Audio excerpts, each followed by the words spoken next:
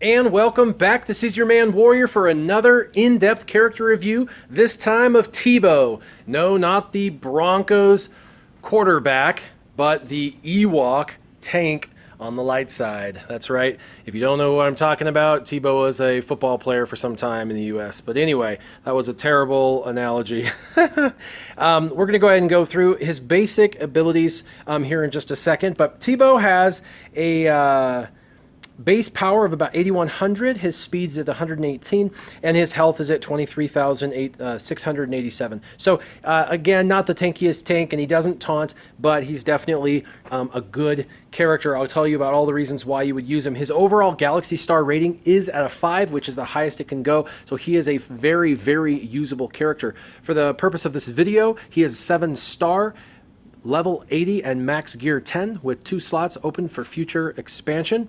Where do you find him? Well, you can grind him out in the light side and dark side hard node battles for 3 each a day. So that's 6, which is going to equate to about maybe 2 shards a day on average, which is a slow and arduous grind. So I would recommend the Galactic War Shipments. When you go to the Galactic War Shipments, of course, he's right there in the middle left. Now, there are some other characters in the Galactic War that may fall a higher priority for you, such as Biggs or Luminara or Captain Phasma or maybe even Cad Bane, since he's been reworked. But Teebo is definitely in the top 4 or 5 characters you need to farm, and if you're definitely interested in doing good in the raids for your team, he should be higher on your priority list for sure. So I would highly recommend getting Teebo and getting him going. Now, he is very farmable through that area. Now, what you're going to need for him is potency, health, and protection. Really, he's a tank, so health and protection, of course, for any tank, health and protection are good.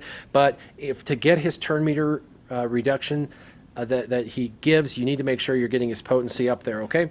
So we'll go over that here in just a minute. Now, he does take over 1,000 purples to gear, 1,030. That is ridiculous. That is not good, but he only takes 2 raid gear parts, so it's kind of mixed. He doesn't need much raid gear at all, which is the stuff that's really hard to get your hands on, but he does need over 1,000 purples. So if you're willing to grind him out with the purples, you can get him up there pretty easily without much raid gear at all at only 2 raid gear parts. He's almost a 500,000 on credits to get those pieces up, and that's simply because he's got over 1,000 of the 1,000 of the purples, and that stuff costs a lot to apply. So that's where he's at. Now let's go ahead and go through his attacks and abilities, and then I'll go through mods. So Stealth Takedown, this is an awesome ability. It deals physical damage to a target enemy, and if he's stealthed, he also removes 100% turn meter. That is the reason why people use him, because he can be in stealth a lot, and every time he hits the opponent, he's going to take away that turn meter. Now, you do want the potency up on that to make sure that this actually applies, because turn meter reduction is considered, even though it doesn't put a red over his head, it is considered a negative status effect, so to speak, as far as the game is concerned. So this is his basic, and I will tell you, he is the heaviest hitter for a tank. If you want a tank that hits hard, he definitely hits hard for a tank, and that is Stealth Takedown. Now, his Ewok Scramble Tactics is awesome. It has a cooldown of 6, but Ewok allies gain 100% turn meter, aka Ewok allies, all of them get an extra turn. Right off the bat, they all get 100% turn meter, so that is amazing that he gives them all 100% turn meter, and that includes himself. So he instantly gives himself another turn, and then he gains stealth for 3 full turns. Other Ewok allies all have a 30% chance to gain stealth for 2 turns. So he's going to stealth himself, and he's going to stealth potentially every other Ewok 30% of the time. So that is very cool. There is a conflict with Ewok Scramble Tactics and his leadership ability. It is broken, so this is a bit frustrating when you're using him in the raids. When you do Ewok Scramble Tactics, he should have stealth for a minimum of 3 turns, and his leadership ability will sometimes pull him out of stealth prematurely, and that is, again, absolutely frustrating, and they know about that, and I know that it's on the list of fixes, but this is a great ability overall as far as giving him stealth and assuring that for multiple turns on Stealth Takedown, he gets that turn meter reduction that you're looking for. Now, Bring Low, I do not have Omega'd, but it will deal, it's got a cooldown of 4, and it deals unavoidable physical damage. They're not going to be able to evade this particular damage. Anytime it says unavoidable, it means there's no dodge or evasion capable. It zeroes that out. So it deals that unavoidable physical damage to an enemy, and it removes all positive status effects. So for all of the people who taunt in the game, you want to remove that taunt capability. There's only a few people that are going to be able to remove that taunt. B2, but he may not hit the character that's got the taunt up. That's a percentage of people that may or may not get hit with that. It's pretty effective on B2, but it's not guaranteed.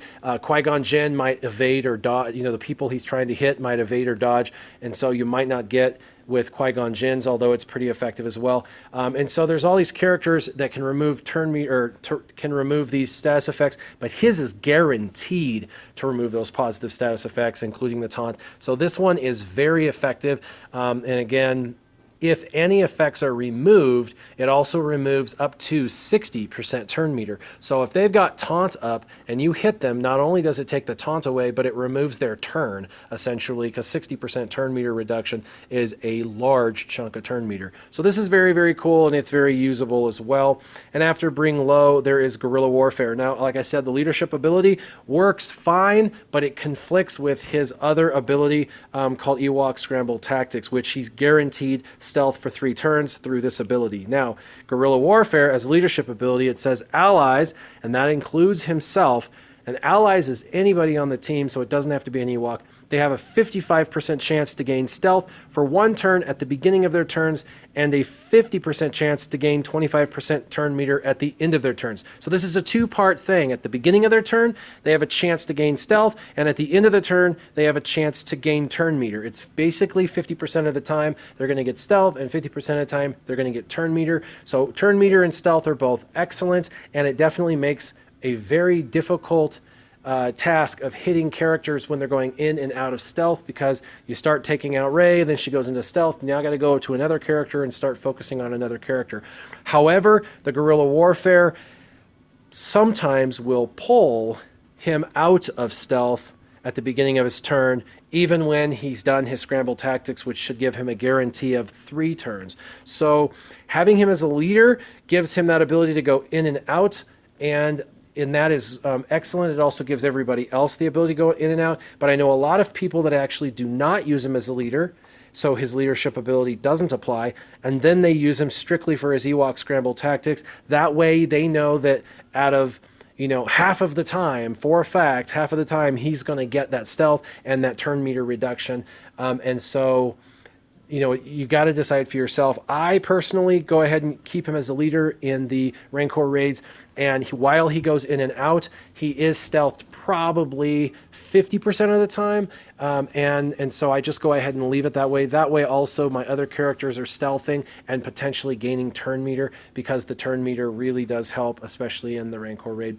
So he is an awesome character overall. Like I said, I know they need to fix that ability that his leadership does not pull him out of his stealth prematurely if he's used his Ewok scramble tactics. But all in all, even with that fault, this Teebo still works phenomenally well. So let's go ahead and look at how I modded him. You can see I have 3 set bonuses. All 3 set bonuses are potency, so I have given him 30% potency extra. Now the top left mod, the transmitter, will always be offense. It did give him some more potency, some protection, health, and speed. Again, he is a tank, so protection and health are important. Speed's always important if you can get it as a secondary, right?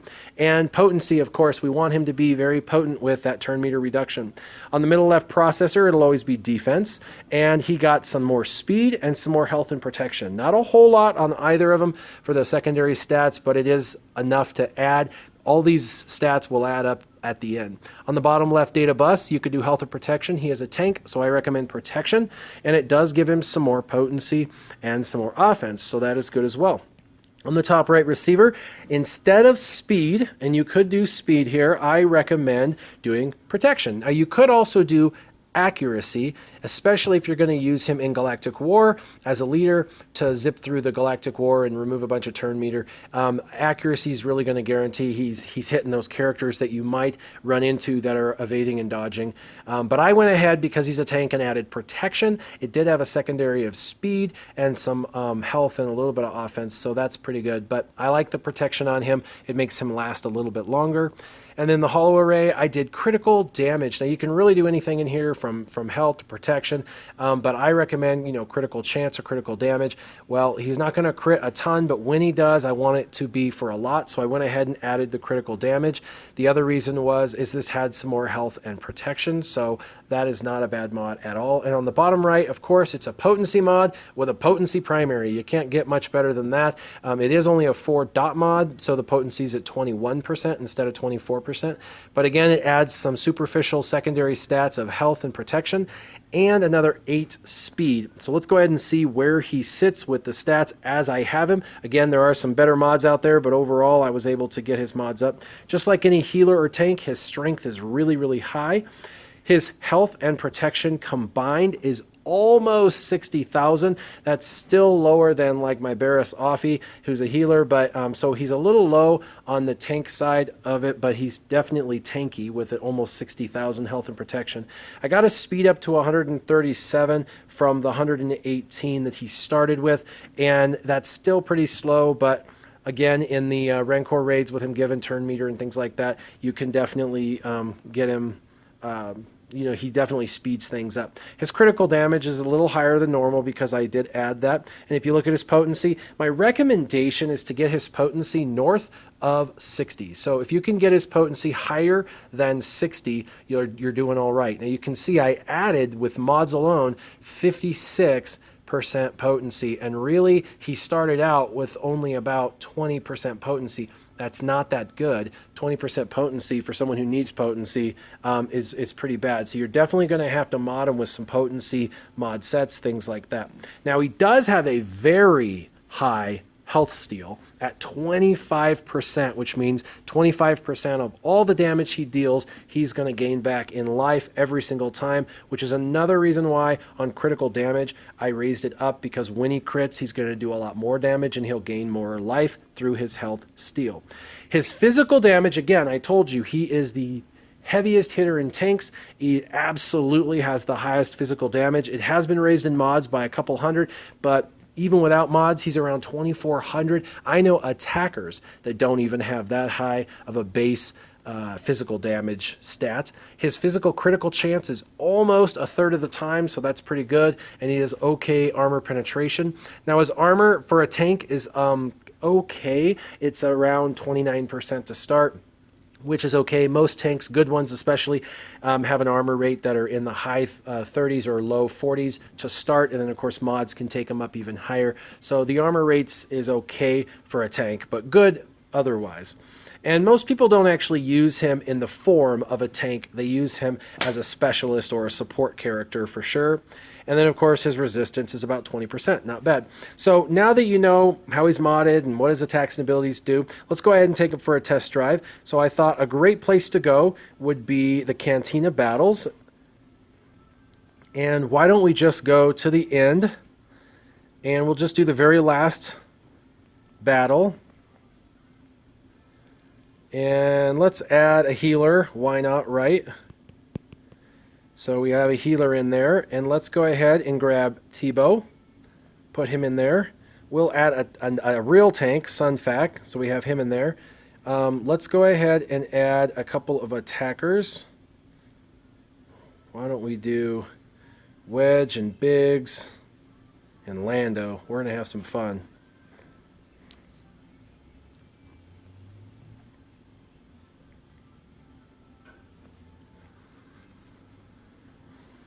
All right, so Mace Windu, Princess Leia, and Darth Sidious, all level 83, and you've got, gold gear, or gold, she's level 12. So let's go ahead and take Leia out before she goes stealth. Oh, she dodged one of those crazy...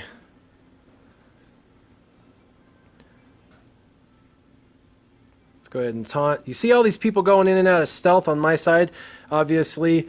So he hasn't gone stealth yet. So let's go ahead and do the Ewok Scramble Tactics. When I click on it, he's going to go stealth.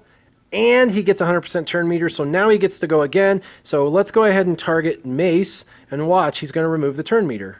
Well, that time it resisted. That is why you need potency high for sure. They do have a percentage, about 15% of the time. Well, they will always resist 15% of the time, whether you like it or not.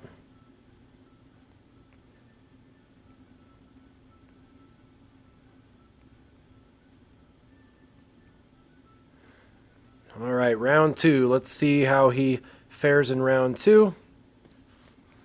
And there's a Teebo. Teebo versus Teebo. Pretty crazy. Jedi Knight Anakin. Let's just do some basics.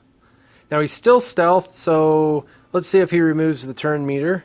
Well, he killed him at 7,000 hit, a 69-32 hit, I think. So 7,000 hit. That's excellent. Again, that's Teebo hitting just for his his basic.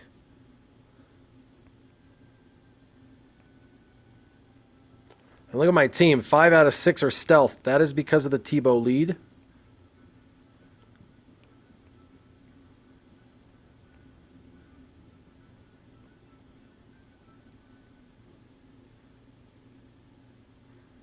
Now he doesn't have any positive status effects, so I don't need to remove it. I'll just go ahead and do a basic. And he dodged. How lame is HK for dodging? HK, you're lame. You're not supposed to dodge.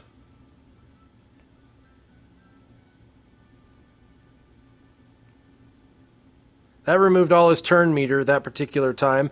So it did damage to him and removed the turn meter, although he had only this amount of turn meter to start, so you'd have to rewind it to see that he had some turn meter and it was removed.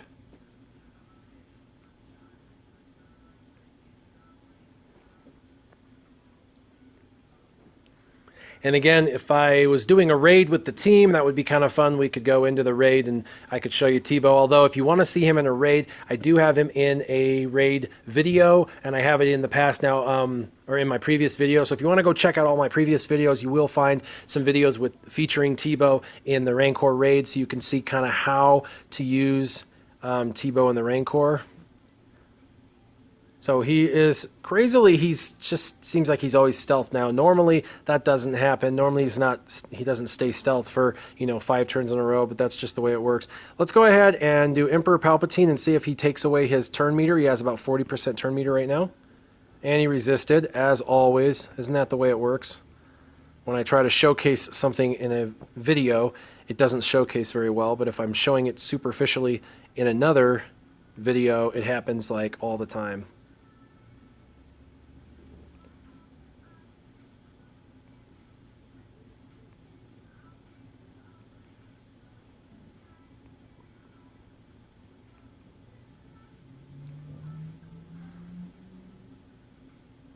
All right, so we can go ahead and do that. He gets his stealth, plus he gets to go again. And that time he removed Emperor Palpatine's turn meter. And if you keep him going, the other person won't get a chance to go at all. If you're going against somebody that hits hard like that, well, he won't get another chance because my team hit too hard. So anyway, that's Teebo. He's usable in every area of the game. Most people, he's known for being used by most people in the Rancor raid, but I have seen him in all areas of the game. He's an excellent character, definitely a galactic star rating of 5 stars. He's worthy of everybody getting and farming. He's pretty easy to get, again, very farmable. You want to make sure you have potency on him, and again, he is a tank, and you can get him definitely between 60 to 70,000 if you mod him right. As always, check out my other videos. If you want to see him in action against the Rancor, please, please, please go check out my other videos. As always, keep your gaming on. Warrior, out.